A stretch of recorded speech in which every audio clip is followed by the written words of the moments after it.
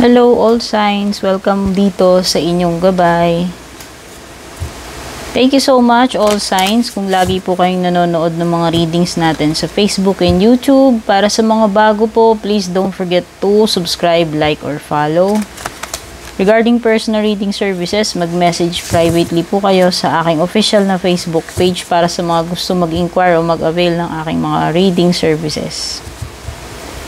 Make sure na fina-follow ninyo yung official page or channel ko guys kasi marami na gumagaya ng page ko sa TikTok. No? Kaya tignan nyo mabuti. Kahit gamitin yung picture ko, tignan niyo mabuti yung followers. To make sure na ako yung fina-follow nyo, yung legit, no? Tignan nyo na lang sa FB page ko, nandun lahat yung link or dito sa aking description sa YouTube, hanapin nyo sa ibaba, nandyan yung mga link sa official pages ko. Huwag kayong magpaloko dun sa mga impostor na yun, na mga scammer, no? Usually, red flag, palatandaan, mag-PPM sila sa inyo. At kung ano-anong i-offer nila, which is never ko pong ginawa, no? Remember, hindi po ako nag-PPM kahit kailan, kahit kanino, para mag-offer or manghingi ng kahit ano. Yan yung malaking palatandaan. Okay? Fire signs, Aries, Leo, Sagittarius. Tingnan na natin yung mga mensahe para sa inyo or gabay. Kung kailan nyo man po ito mapanood. Balance, centered energy, self-care. Ayan, self-care. Ibig sabihin, maaaring hindi mo na naaalagaan ang sarili mo. Aries, Leo, Sagittarius, no? Pwedeng sa health, pwedeng overwork, workaholic, or pwedeng nawawalan na ng boundaries, no? Pwedeng hinahayaan mo na na-abuse ka ng ibang tao. Ayan, no? So, mag-set ka ng healthy boundaries, limitations sa sarili mo man or sa ibang tao. You need to take care of yourself. Balansehin lang, no? Balansehin lang. Alam naman natin na anything na kulang or sobra ay hindi nakakabuti para sa atin. Okay? You need also to center your energy.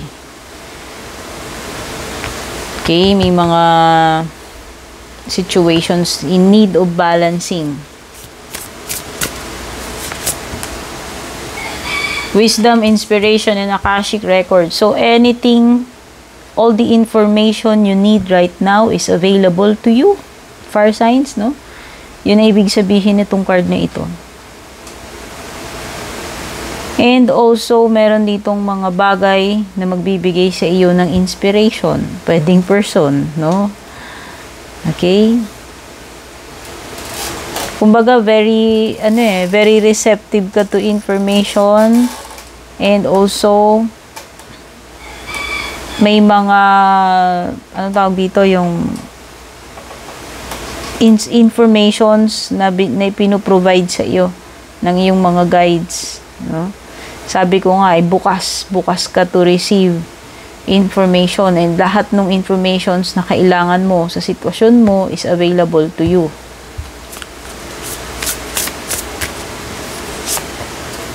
Up from the depths, ayan. Makakaahon na kayo sa difficulties, kung ano man yung struggles na pinagdaraanan ninyo. Ano man yung crisis na yan, problema. Kung nahihirapan kayong makaahon dyan, eto na yun. No?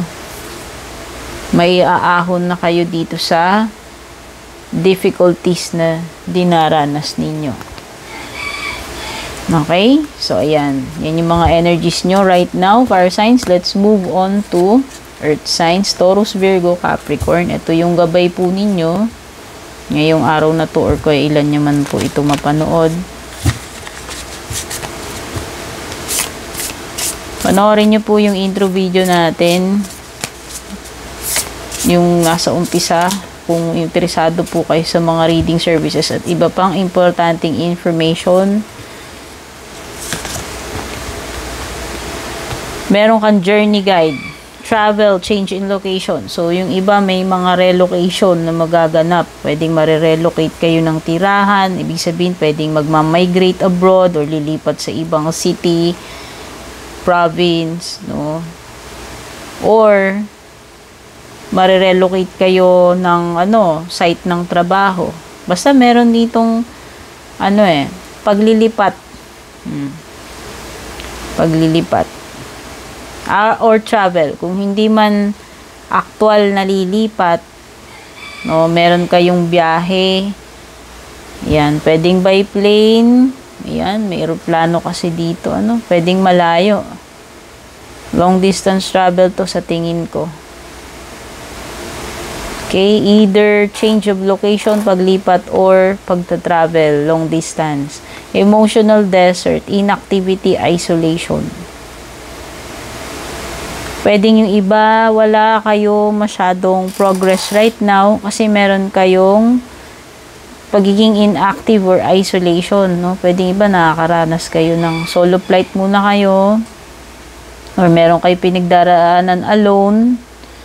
Ayan, basta merong isolation dito. Yung tipong iba, pwedeng kayo mismo yan, ginagawa ninyo sa sarili ninyo, inilalayo nyo yung sarili nyo, umiiwas, no?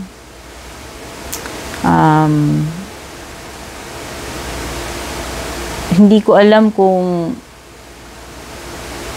may paglayo na naganap, no? Ibig sabihin kung umalis kayo sa isang relationship, sa family, basta parang merong energy na bumubukod or lumalayo or bumubukod, no?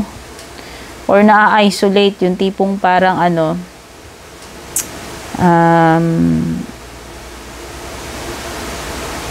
para kayong nadi-discriminate, no? Yung walang may gustong lumapit sa inyo. Iniiwasan, no? Ayan, baka kung hindi kayo yung lumalayo dito, umaalis or umiiwas, is kayo yung nakakaranas ng ganun sa ibang tao, no? Pwedeng ganyan yung treatment na nare-receive ninyo or yung ginagawa ninyo. Pero some of you, pwedeng period of inactivity lang. Pwedeng naka-leave, naka-bakasyon, or yung iba na bakante pagdating sa relationship or pagdating sa trabaho. Wala kayong masyadong ganap lately. Yun lang yung period, inactivity. Okay? Yung iba, pwedeng tinatamad lang. Yung iba, wala pang opportunity, naghihintay ng opportunity, or nagpe-prepare bago sumabak uli, parang nagtitake lang muna ng break or bakasyon, pwedeng ganyan. And talent guides, spirit mentors, and teachers. So, sa tingin ko, meron mga pwedeng gumabay sa inyo rito sa kung ano man yung kailangan ninyong matutunan. Ayan, meron ka ditong guides Sila yung pwedeng tao to or hindi, ha? Na i-guide nila kayo doon sa Ngayon, nakikita ko kasi kung ano man tong mga talents na meron kayo, no? Pwedeng yun pwedeng ginagabayan kayo to achieve your fulfillment or success nitong mga guides ninyo. No? So, yun yung stepping stone ninyo kung ano yung God-given gifts, talents na meron kayo para ninyo maging fulfilled kayo sa buhay ninyo, successful or happy. Okay, meron ditong spirit mentors or pwedeng humans din kasi may mga teachers din dito na pwedeng lalong mag-develop niyang mga talents na meron kayo na makakatulong, no, na maabot ninyo yung full potential ninyo. Okay? Next is air signs. Hello, air signs, Gemini, Libra, Aquarius. Ito po yung gabay ninyo itong araw na to or kung kailan nyo man po ito mapanood. Pakipanood na lang din yung umpisa ng video, yung intro about sa mga gusto mag-avail ng personal readings or other information. Beneath the surface, meron kang mindfulness, and angels in 7 of the 7 chakras. Wow. So very very powerful yung cards mo. O, diba? May mga mysteries, discoveries ka dito. May mga unknown. Pwedeng may matutuklasan ka dito. Gemini, Libra, Aquarius, no? So, beneath the surface, pwedeng inaakala ninyo maliit lang yung iceberg, pero sa ilalim is malaki pala. So, kumbaga there is something here na worth discovering. Kumbaga, do not judge by the outer appearance, no? So meron ka ditong matutuklasan something big, no? Something na hindi mo in-expect na ganun kalalim, ganun ka-importante, ganun pala kagrabe. Depende kasi, pwedeng positive or negative. Basta merong mga hidden truths na malalaman. May mga unknown dito to be discovered. And nakikita ko magiging peaceful itong araw nyo, or at least sa mga susunod na araw, nakikita ko dito na meron kayong pagiging kalmado na na mood or temperament na yan. You have quiet mind, pwedeng, alam mo yon, pwedeng na-release mo na yung mga alalahanin, no? Pwedeng may mga natapos kayo, na-accomplish.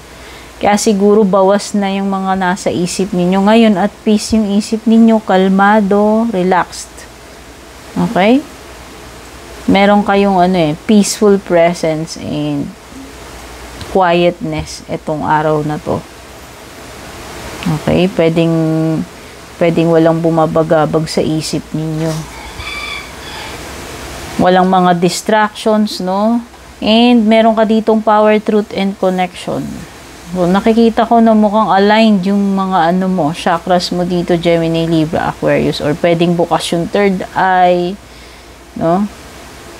So, nakikita ko na very bukod sa kasi di ba pag kalmado tayo, mas bukas yung natin mas bukas yung ating intuition. Kapag chaotic, magulo isip, hindi. Wala kang clarity So, nakikita ko dito at peace ang isip mo. Kaya bukas ka rin. Etong 7 chakras mo, no? So, nakikita ko you are strong ang intuition mo right now. Nakikita ko dito. And, in alignment itong iyong chakras, kaya nga meron kang peace and quiet mind sa ngayon. Ibig sabihin, balance yung mga energies mo no? And pwedeng you are divinely guided, kasi parang i-guide ka dito para matuklasan itong bagay na ito, which is hindi ito kumbaga, this is something na hindi mo agad-agad mapapansin, and to be able to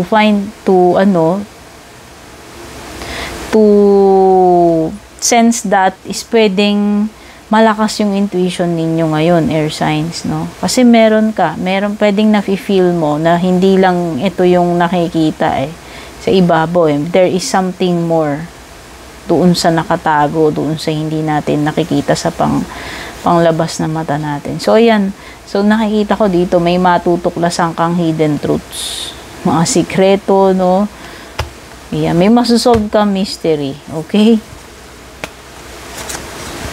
Water signs, Cancer, Scorpio, Pisces. Welcome po dito sa inyong gabay. Don't forget to like, share, follow, subscribe, water signs. Kung hindi pa po kayo nakasubaybay sa aking YouTube and Facebook. And regarding personal reading services, panoorin nyo na lang yung umpisa nitong video. Nandun po lahat ng impormasyon.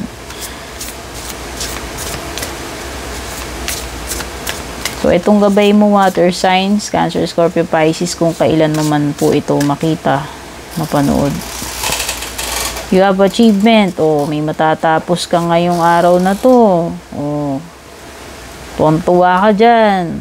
Proud na proud ka kasi natapos mo. Nakumpleto. Ayan, para ka nakarating sa finish line. So, may goal. May goal ka na ma-achieve today or sa susunod na araw. Pwede ka rin may matanggap na reward dahil dito sa completion na to, kung ano man itong natapos mo, no? Na-achieve mo, mabibigyan ka ng ano dito, recognition or reward, no? Sensitivity and strength, tapping the forces within. So, nakikita ko dito, may ano ka may power ka na pwedeng hindi mo nare-realize, no? Na meron kang kakayahan, abilidad, or power. Kailangan mo lang itap kung ano yung mga inner strengths mo na yan. Kasi pwedeng hindi ka nga aware dito sa iyong mga inner strengths, pero meron. So, once na natap mo yung inner strength na yun, sunod-sunod na yung ano, yung mga miracles or success na pwede mong ma-achieve. Kasi hindi mo pa, alam mo yun, hindi mo pa siguro total, hindi mo pa na-unlock so and so yung mga, inner strength mo. May mga something yet to be discovered ka pa sa sarili mo dito, Cancer, Scorpio, Pisces, na hindi mo akalain na meron kang ganong, alam mo yun, na meron kang ganong ability or talent, no? Or gift. Ayan. I-tap mo yan and gamitin mo sa magandang, magandang purpose itong mga, yung strengths or inner forces within you. Meron kang mga, dapat i-discover sa sarili mo na inner strengths. Ayan, sensitivity, pwedeng iba, gifted, pwedeng, meron malakas na intuition, no? May mga gifts kayo, basta may gifts or strengths kayo na hindi nyo pa na-unleash or na-discover within you. Kaya itatap mo yung mga potential na yan. Balance, centered energy, and self-care. Balansin, no? Baka nawawala ka na sa sentro, nawawala na sa balance, no? May mga bagay na alam na natin, kinukulang or sumusobra. Yun yung aayusin mo. Water signs, no? Halimbawa, sobrang pagtatrabaho, wala ng self-care. Hindi na naasikaso yung health. Or sobrang pagpupuyat, kulang na sa pahinga, sa tulog, no? Baka kasi magkasakit, sobrang pag-iisip, yan yung mga ganyan. Or sobrang kakakain, ginagawang, ano ba ang tawag doon? Di ba iba ganun sila, coping, ano ba tawag nila doon? Pag nade-depress sila, parang nag-stress eating. Yan, pwedeng ganyan. Or yung iba naman, sobrang pagda-diet. Okay. Kaya sobrang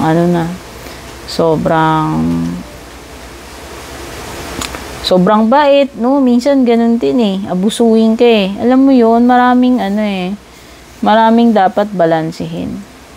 No, basta alam nyo na yan. Adult na kayo, alam nyo na yung, siguro naman aware kayo sa mga ginagawa nyo, ano yung kinukulang, ano yung sumusobra. O, halimbawa, sobra ka sa meat lately, hindi ka na nakakakain ng mga fiber, prutas, gulay, or sobra na yung kakaupo mo maghapon, hindi ka na nakakapaglakad-lakad, exercise, physical, yung mga ganyan. No? So, self-care, ayan, alagaan ng sarili, alagaan ng health, no? Balansihin, ayusin yung dapat ayusin. Okay? Okay, all signs, maraming salamat again for watching. Don't forget to like, share, follow, or subscribe. Take care. God bless. Babush.